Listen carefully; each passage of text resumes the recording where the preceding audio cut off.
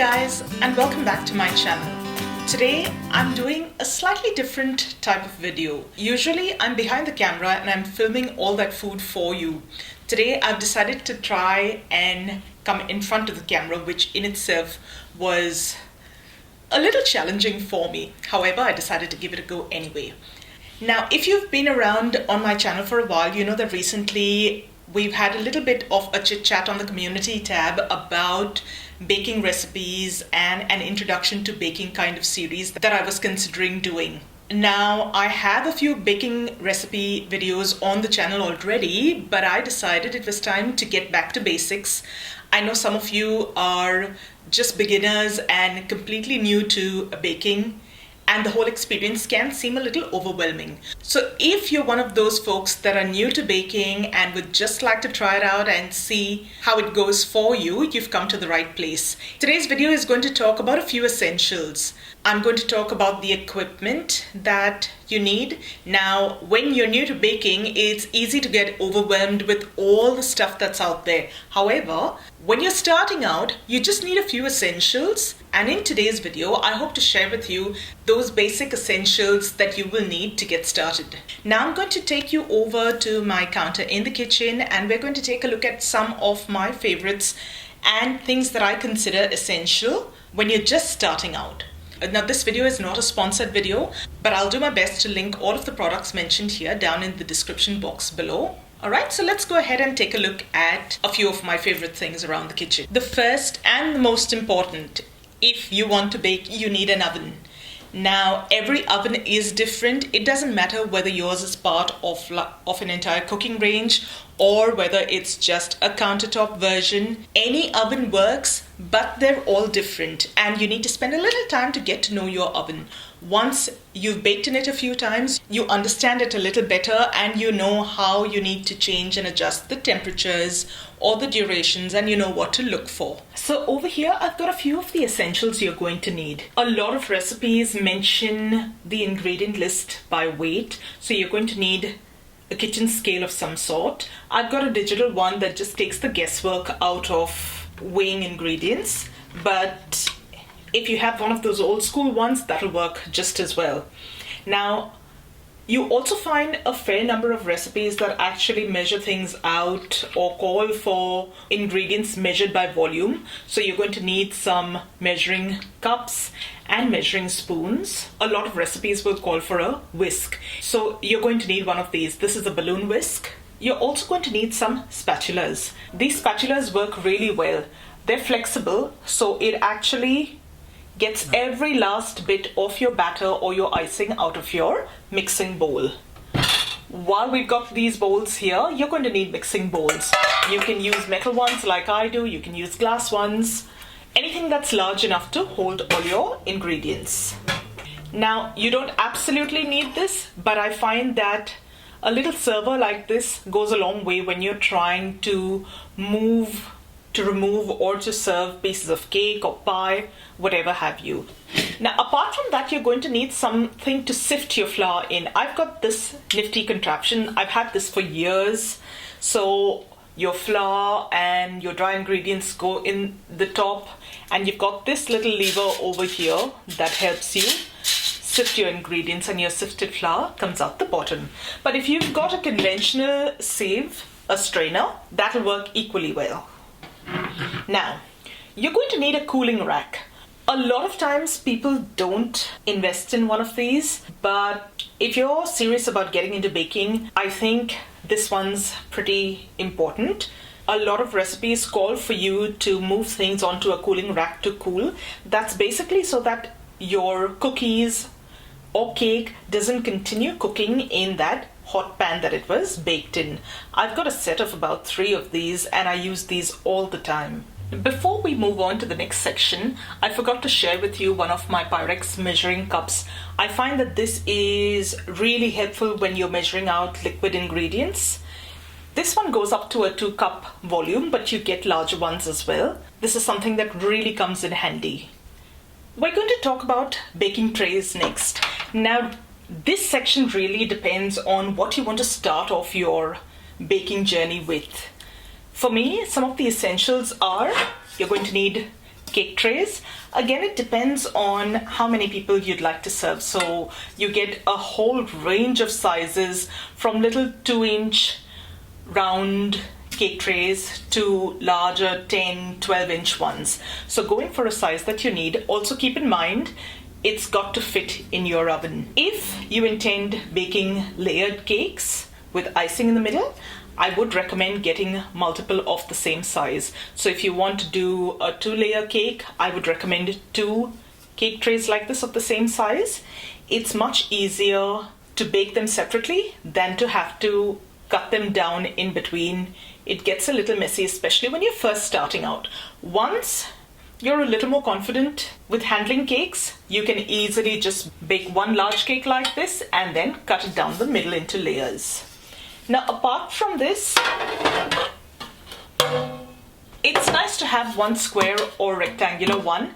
This comes really handy for things like brownies, lemon bars, things like that. If you're looking at cheesecakes, I would recommend one of these. This is what we call a springform pan.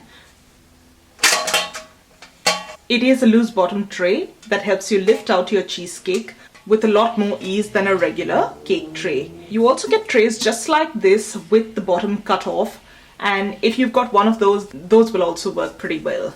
If you're looking at baking cupcakes, and I know a lot of you are, you're going to need a cupcake tray. You get cupcake trays with 6 cavities. I've got 2 of these actually, to be honest. We bake a lot of cupcakes, so I've got 2 of these 12 cavity cupcake trays and a nice rectangular or square tray. This is basically a cookie sheet, and I've got a couple of these. I bake everything from cookies to my freeform meatloaf to roasted vegetables. Everything goes on this tray. This is one of my most used trays in the kitchen. Now, if you're looking at making pies, you get different types of pie dishes. You get some beautiful glass pie dishes. You also get some like these, again loose bottomed, like the one for the cheesecake. You get them in a variety of sizes. I've got a big one as well as a little one.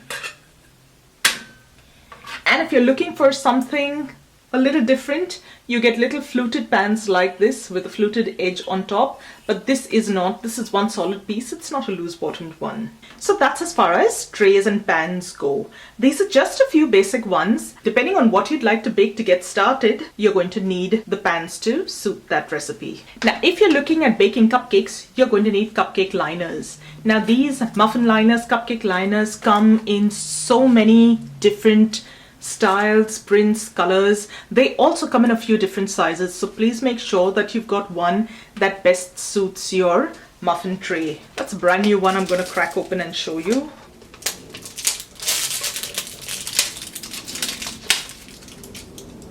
Like I said, we go through a lot of them. I like to stock up when I see cute designs on sale, especially.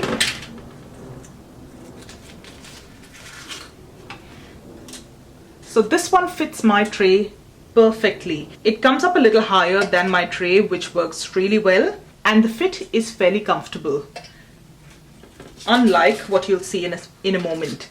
This one's a little too big, so it tends to pop out.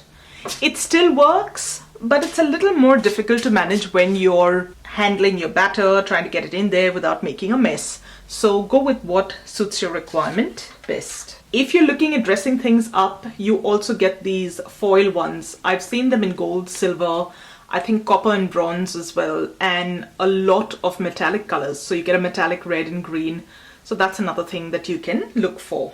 If you'd like to focus on cake decorating and learning to ice things, you're going to need a few extra things. You're going to need some nozzles.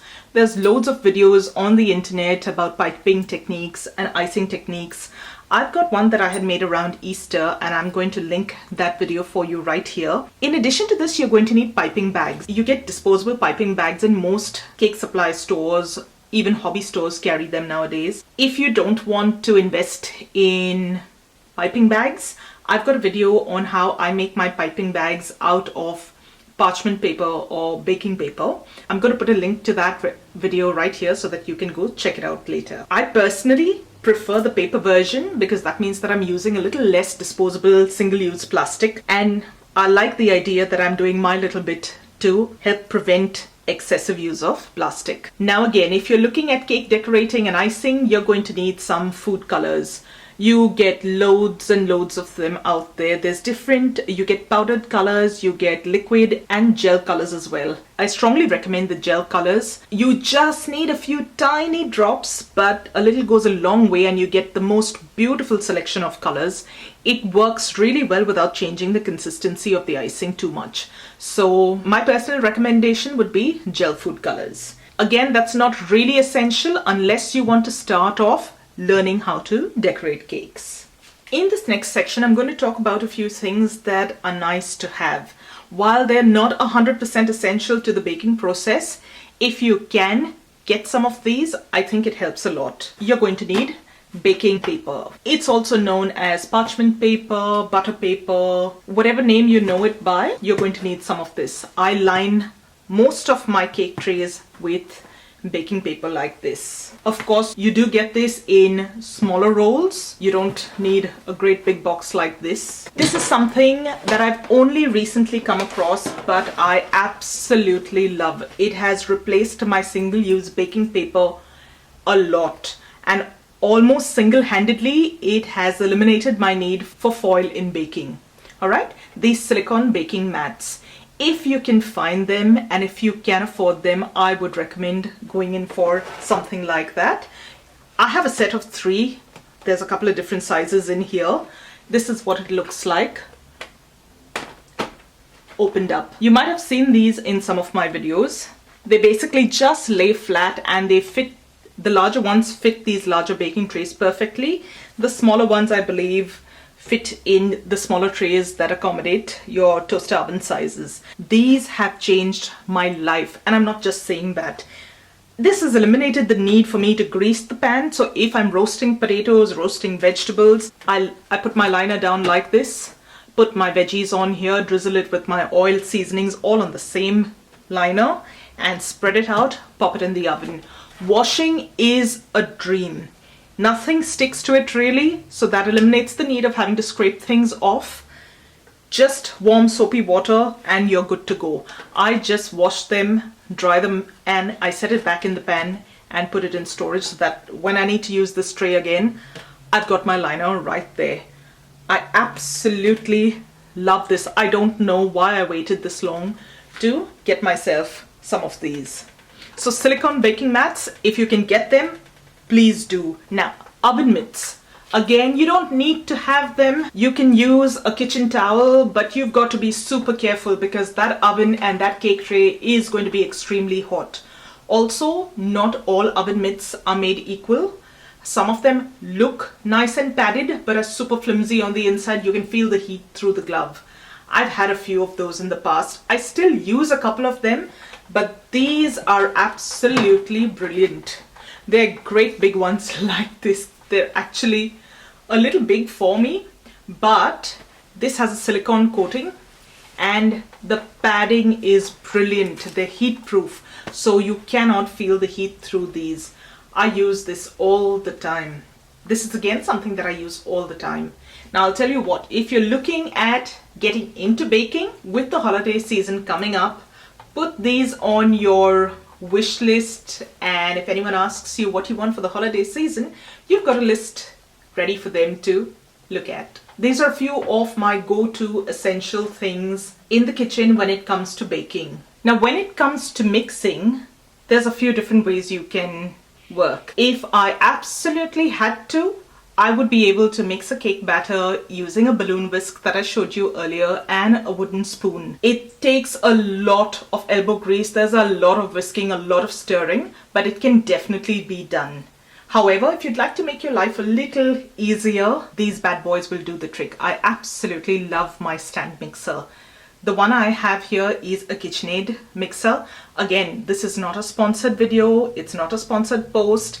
I'm just sharing with you what I have and what I absolutely love. I literally love my KitchenAid mixer. It makes mixing things an absolute breeze. I got mine with a couple of bowls, like you can see here. And I believe all of them come with 3 attachments. One's your paddle, like this. One's your dough hook and your balloon whisk. Again, this gadget has single-handedly changed my baking experience. They are a little expensive. However, if you're someone that bakes a lot, this is an absolute game changer. This is something that I use all the time for most of my baking. If you're interested, I'll leave a link to the model that I have down in the description box below. Now, if you're not looking at an investment like this right at the get-go, you also get electric hand whisks. I don't have one right now, but for the longest time I've had a Philips one. I'll leave a link to the exact model that I've used in the past. I've had that for about 10 years and I baked loads. I used to take orders for cakes and cookies and a whole bunch of other things back in Mumbai. I don't anymore. Right now I just bake for family and to share with all of you. But a handheld electric whisk is also absolutely brilliant. In fact, I am thinking of getting myself one just for smaller batch mixing. Now remember, these are just a few things to help you get started. Don't let it overwhelm you.